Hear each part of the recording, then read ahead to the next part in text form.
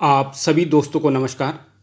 दोस्तों, आपने कुछ ही दिन पहले सुना होगा कि हरिद्वार में कुंभ का आयोजन किया गया। तो ये कुंभ क्यों मनाया जाता है, इसका कारण क्या है, तो मैं आपको अपनी कविता के द्वारा बताना चाहता हूँ आपको कि समुद्र मंथन में जो अमृत कलश निकला था वही आगे जाकर कुंभ महापर्व का कारण बना। तो चलिए चलते हैं कुंभ की पौराणिक कथा की ओर। सुनिएगा। अपने धन वैभव में चूर इंद्र ने ऋषि दुर्वासा का अपमान किया। इंद्र सहित सभी देवताओं को ऋषि ने श्रीहीन होने का श्राप दिया। अब इस श्राप क्यों दिया? ऋषि दुर्वासा ने किया यज्ञ और भेंट में दी पारिजात फूल की माला। किसे? भगवान इंद्र को। इंद्र ने उस माला को अपने ऐरावत हाथी के गले में डाला। और हाथी की तो आदत देखिए क्या होती है। हाथी ने ली सूंड में माला और धरती पर कुचल डाला। देख दुर्दशा अपने उपहार की, श्राप इंद्र को दे डाला। अब आगे देखिए, देव हो गए शक्तिहीन। तो देखो, राक्षसों को मौका मिल गया। फिर उसके बाद में देव हो गए शक्तिहीन। राक्षसों ने किया आक्रमण देवों पर। इंद्रासन के साथ साथ अधिकार जमाया तीनों लोकों पर। बेबस होकर सारे देवता गए भगवान विष्णु की शरण में। कैसे बच पाएगा देवलोक, राक्षस पहुंच गए कण कण में। बोले भगवान विष्णु देवों से, मित्रता राक्षसों से कर लो। मिलकर करना समुद्र मंथन और अमृत प्राप्त कर लो। अमृत ही एक ऐसा साधन था जिससे देव अमर हो जाते और उसके बाद ही वो राक्षसों पर विजय प्राप्त कर सकते थे। तो आगे सुनिए। शुरू हुआ समुद्र मंथन और निकलने लगे बहुत से रत्न।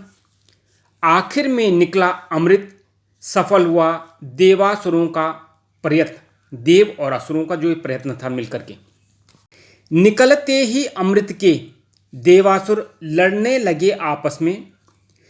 इंद्रपुत्र जयंत छीन ले गए अमृत था जिस कलश में, जिस कलश के लिए लड़ाई हो रही थी। अब छीना झपटी हुई।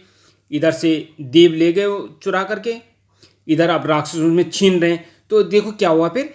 इस छीना झपटी में कलश से अमृत की बूंद गिरी जहां जहां। कुंभ और महाकुंभ का मेला शुरू हुआ वहां वहां। बस यहीं से कुंभ का मेला देखो शुरू हो गया। अब कहाँ कहाँ लगता है, देखो कहाँ कहाँ गिरी वो बूंदे, अमृत की बूंदें कहाँ कहाँ गिरी। 4 जगह धरती पर गिरी, 8 जगह देवलोक में। इन 12 जगह से 12 वर्ष में होता आयोजन महाकुंभ का इस लोक में। अब सुनिए वह 4 जगह धरती की। हरिद्वार में गंगा के तट पर, उज्जैन में शिप्रा नदी के तट पर, नासिक में गोदावरी नदी के तट पर, और प्रयाग जिसे इलाहाबाद कहते हैं, इलाहाबाद में गंगा यमुना सरस्वती के तट पर। इन जगहों पर गिरा क्या? अमृत। और इसके बाद में शुरू हो गया कुंभ होना। हर तीसरे साल में कुंभ, हर छठे साल में अर्धकुंभ, फिर कुंभ, और 12वें साल में महाकुंभ होता है। तो इसके बारे में देखो, हर 3 साल में होता कुंभ और अर्धकुंभ 6 साल में। बस यही क्रम चलता रहता है और महाकुंभ 12वें साल में। अब कब होता है, शुरू कब होता है, इसकी देखो एक निश्चित तिथि है, सुनिएगा। सूर्य चंद्र वृश्चिक राशि में, बृहस्पति मेष राशि में प्रवेश करते हैं। मकर संक्रांति की पुण्यतिथि से कुंभ शुरू करते हैं। और देखो क्या महत्ता है, देखो इसकी, इन कुंभ की क्या महत्ता है, सुनिएगा। कि खगोल गणनाओं में इस योग को कुंभ योग कहते हैं। शुभकारी दिन होते हैं ये, भक्त साक्षात स्वर्ग दर्शन करते हैं। तो दोस्तों यह विशेषता है कुंभ की। और देखो कुंभ का अर्थ क्या होता है? घड़ा। घड़ा मतलब कलश। और वही कलश जो अमृत कलश निकला समुद्र मंथन से, तो इसीलिए उस कलश का नाम दे दिया कुंभ और उसी के नाम पे मनाया जाता है कुंभ का मेला। और ये मैंने बाकी बता ही दिया है कि 3 साल में कुंभ, छठे साल में अर्धकुंभ, फिर कुंभ और अंत के 12वें साल में महाकुंभ होता है और ये चलता रहता है इन 4 जगहों पर।